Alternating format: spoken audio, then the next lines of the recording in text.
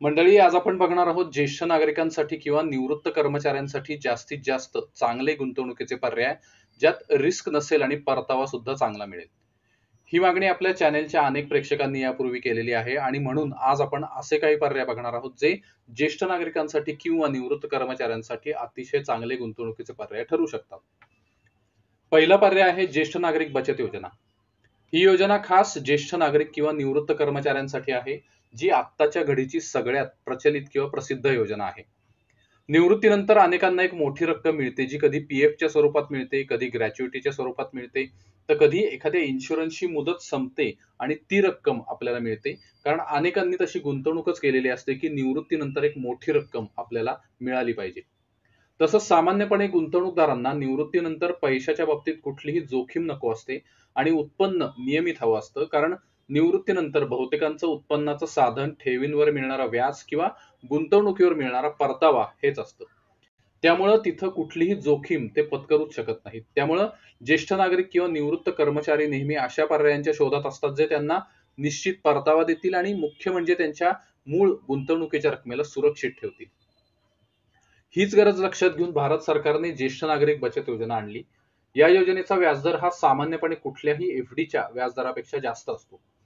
सध्या या योजनेचा व्याजदर 8.2% आहे. मात्र हाच व्याजदर कायम राहत नाही. दर 3 महिन्यांनी तो बदलू शकतो. या योजनेत व्याज दर तिमाहीला मिळतं, म्हणजे दर 3 महिन्यांनी व्याज बचत खात्यात जमा केलं जातं. ही योजना भारत सरकारतर्फे चालवली जाते, त्यामुळे यात कुठलीही रिस्क नाही. यात तुम्ही किमान गुंतवणूक 1,000 रुपये करू शकता आणि जास्तीत जास्त 30 लाख रुपये गुंतवू शकता.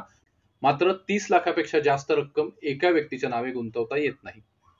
या योजनेची मुदत 5 वर्षांची आहे, म्हणजे किमान 5 वर्ष तरी खातं सुरू ठेवावं लागतं. पण 5 वर्षांपेक्षा आधी खातं बंद केलं तर त्यावर दंड भरावा लागतो.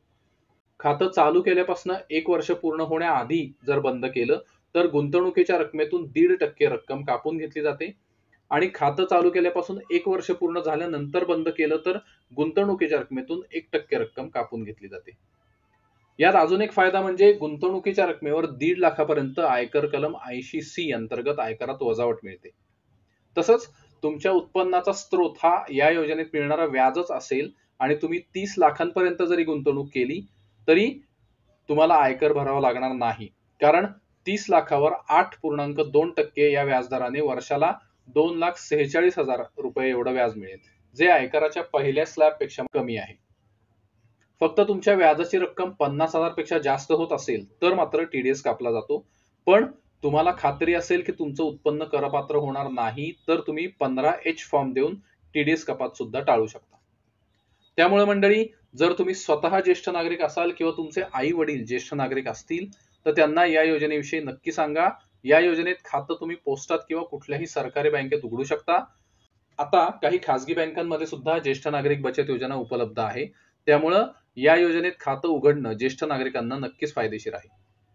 या योजनेचे इतरही काही नियम किंवा अटी आहेत, ते तुम्हाला बघायचे असतील तर त्याच्या व्हिडिओची लिंक डिस्क्रिप्शन बॉक्समध्ये दिली आहे. हा व्हिडिओ बघून झाला की तो व्हिडिओ सुद्धा नक्की बघा. तसंच या योजनेचा जास्तीत जास्त फायदा कसा मिळवता येईल हे सांगणारा अजून एक व्हिडिओ सुद्धा आहे, तो सुद्धा बघा. त्याची सुद्धा लिंक आम्ही डिस्क्रिप्शन बॉक्समध्ये दिली आहे. दुसरी योजना आहे पोस्ट ऑफिस मासिक उत्पन्न योजना. जेव्हा तुम्हाला फंड ग्रॅच्युइटीचे पैसे निवृत्तीनंतर मिळतात तेव्हा त्यातला एक भाग तुम्ही ज्येष्ठ नागरिक बचत योजनेत ठेवाल आणि अजून रक्कम शिल्लक असेल तर त्यातला एक भाग नक्की मासिक उत्पन्न योजनेत ठेवा. खरं तर ही योजना फक्त ज्येष्ठ नागरिकांसाठी अशी नाहीये, यात कुणीही पैसे गुंतवू शकतो. पण याचा मुख्य फायदा म्हणजे ही योजना तुम्हाला दर महिन्याला व्याज देते. म्हणजे तुमचा दर महिन्याचा जो खर्च असतो त्यातला काही भाग तुम्ही या योजनेच्या मिळणाऱ्या व्याजावर भागवू शकता. या योजनेचं पहिलं वैशिष्ट्य म्हणजे ही योजना भारत सरकारतर्फे चालवली जाते, त्यामुळे यात कुठलीही जोखीम नाही. या योजनेचा सध्याचा व्याजदर 7.4% आहे आणि व्याज दर महिन्याला मिळतं. या योजनेत किमान 1,000 रुपये आणि जास्तीत जास्त एका व्यक्तीसाठी 9 लाख आणि संयुक्त खातं असेल तर 15 लाख रुपयापर्यंत गुंतवता येतात. याची मुदत 5 वर्षांची आहे, म्हणजे खातं सुरू करून 5 वर्ष पूर्ण होण्याआधी आपण खातं बंद करू शकत नाही. आणि जर मुदतीआधी खातं बंद करायचं असेल तर किमान 1 वर्ष तर पूर्ण व्हावंच लागतं, त्याआधी खातं आपण बंद करूच शकत नाही. 1 वर्ष पूर्ण झाल्यावर पण 3 वर्ष पूर्ण होण्याआधी खातं बंद केलं तर गुंतवणुकीच्या रकमेतील 2% रक्कम कापून घेतली जाते. आणि 3 वर्ष पूर्ण झाल्यानंतर खातं बंद केलं तर गुंतवणुकीच्या रकमेतील 1% रक्कम कापून घेतली जाते आणि उरलेली रक्कम ठेवीदाराला परत दिली जाते. यात फक्त एक कमतरता आहे, ती म्हणजे या योजनेत आयकरात कुठल्याही प्रकारे सूट मिळत नाही. म्हणजे गुंतवणुकीच्या रकमेवर 80C अंतर्गत जी सूट मिळते ती या योजनेत मिळत नाही. योजनेत मिळणारं व्याज सुद्धा पूर्णपणे करपात्र आहे. फक्त व्याजावर TDS मात्र कापला जात नाही. पण तुमचं उत्पन्न जर करपात्र होत असेल तरच तुम्हाला आयकर भरावा लागतो, कारण तसाही जुन्या कर रचनेप्रमाणे आयकराची आकडेमोड केली तर 5 लाखांपर्यंतचं उत्पन्न करमुक्त आहे आणि नवीन कर रचनेप्रमाणे आकडेमोड केली तर 7 लाखांपर्यंत उत्पन्न करमुक्त आहे. त्यामुळे तुम्ही जरी ज्येष्ठ नागरिक बचत योजनेत 30 लाख आणि मासिक उत्पन्न योजनेत 15 लाख रुपये गुंतवले तरी दोन्हीचं एकूण वार्षिक व्याज मिळून म्हणजे ज्येष्ठ नागरिक बचत योजनेचं व्याज 2,46,000 अधिक मासिक उत्पन्न योजनेचं व्याज 1,11,000 करपात्र उत्पन्न नक्कीच होत नाही. त्यामुळे तुम्ही या योजनेचा सुद्धा गुंतवणुकीसाठी नक्की विचार करू शकता. तिसरी योजना आहे FD. मंडळी, हा प्रकार सगळ्यांना माहिती असलेला प्रकार आहे जो सुरक्षित गुंतवणुकीसाठी वापरला जातो. पण आज आपण याचे 2 प्रकार बघणार आहोत. पहिला प्रकार आहे सामान्य FD, ज्यात आपल्याला एक ठराविक व्याजदर मिळतो. सध्या बँकांच्या FDचे व्याजदर 6 ते 7% पर्यंत मिळत आहेत आणि ज्येष्ठ नागरिकांसाठी अर्धा टक्का जास्त म्हणजे 6.5 ते 7.5% पर्यंत व्याजदर मिळत आहे. FD मध्ये व्याज मिळण्याचे 4 प्रकार असतात: दर महिन्याला, दर 3 महिन्यांनी, दर 6 महिन्यांनी आणि मुदत संपल्यावर. बँकांच्या FD मध्ये मुदतीचे अनेक प्रकार असतात. 7 दिवसांपासून ते 10 वर्षापर्यंत अशा प्रकारे मुदत आपल्याला घेता येते आणि त्यांचे व्याजदरही त्या मुदतीप्रमाणे वेगवेगळे असतात. FD वर 80C अंतर्गत गुंतवणुकीच्या रकमेवर आयकरात सूट मिळवायची असेल तर किमान 5 वर्षांची मुदत घ्यावी लागते. त्यापेक्षा कमी मुदतीच्या FD वर 80C अंतर्गत गुंतवणुकीच्या रकमेवर आयकरात सूट मिळत नाही. FD मध्ये गुंतवणूक करण्यामागे प्रमुख कारण म्हणजे प्रत्येक व्यक्तीकडे एक रिझर्व्ह फंड किंवा एक राखीव रक्कम असावी, जी अचानक गरज पडल्यास कधीही उपलब्ध होईल अशी रक्कम FD मध्ये ठेवली जाते. जर बँकेतली FD तुम्ही अचानक मोडून पैसे घेतले तर बँक त्याच्यावर अर्धा ते 1% दंड आकारते. हा दंड गुंतवणुकीच्या रकमेवर किंवा व्याजदरावर असू शकतो आणि त्याचे नियम प्रत्येक बँकेचे वेगवेगळे असू शकतात. FDचा अजून एक पर्याय म्हणजे जर तुम्हाला असा पर्याय हवा असेल जो FDचा व्याजदर पण देईल आणि अचानक पैसे काढून घेतले तर त्याच्यावर दंड पण आकारला जाणार नाही, तर तुम्ही FD with auto sweep facility असा पर्याय निवडू शकता. हे FD आणि बचत खातं या दोघांचं मिश्रण आहे. यात काय होतं, तुमच्या नावावर एक FD केली जाते जी नियमित FDचा व्याजदर देते, पण ही FD बचत खात्याशी लिंक केलेली असते म्हणजे जोडलेली असते. जेव्हा तुम्हाला पैशाची गरज भासते तेव्हा तुम्ही या ऑटो स्वीप फॅसिलिटी वाल्या FD मधले आवश्यक तेवढे पैसे काढू शकता. त्यामुळे खात्यावर उरलेल्या रकमेवर तुम्हाला FDचा व्याजदर मिळत राहील आणि फक्त उरलेल्या रकमेला जेवढे दिवस रक्कम खात्यात होती तेवढ्या दिवसांचा व्याजदर मिळेल. उदाहरणार्थ, तुम्ही ऑटो स्वीप फॅसिलिटी असलेल्या खात्यात 1 लाख रुपये ठेवलेत, ज्यावर तुम्हाला समजा 7% व्याजदर मिळतोय.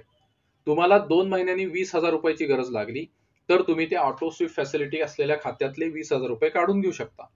आता यावर व्याजदर कसा लागू होईल तर 1 लाखातले जे 20,000 रुपये तुम्ही काढाल त्यावर 2 महिन्याचा व्याजदर लागू होईल, कारण ती रक्कम आपण 2 महिने खात्यावर ठेवली होती आणि उरलेल्या 80,000 रुपयावर 7% व्याजदर कायम राहील. अशा प्रकारे तुम्हाला FDचा व्याजदर पण मिळेल आणि हवी तेव्हा रक्कम सुद्धा मिळेल, ती सुद्धा कुठल्याही दंड न देता. त्यामुळे साध्या FD पेक्षा ऑटो स्वीप फॅसिलिटी असलेली FD तुम्ही अशा रिझर्व्ह फंड म्हणजे राखीव रकमेसाठी केली तर जास्त फायदेशीर ठरते. मात्र जी रक्कम तुम्ही ठराविक कालावधीसाठी व्याजावर ठेवू शकता ती रक्कम मात्र सामान्य FD मध्ये ठेवलेलीच बरी, कारण काही बँकांमध्ये ऑटो स्वीप फॅसिलिटी खात्यासाठी 1 ते 2% व्याजदर कमी असू शकतो. तसंच ही रक्कम 5 वर्षांसाठी FD मध्ये ठेवली तर त्यावर 80C अंतर्गत आयकरात सूट सुद्धा मिळू शकते, जी आपल्याला ऑटो स्वीप फॅसिलिटी खात्यावर मिळेलच असं नाही.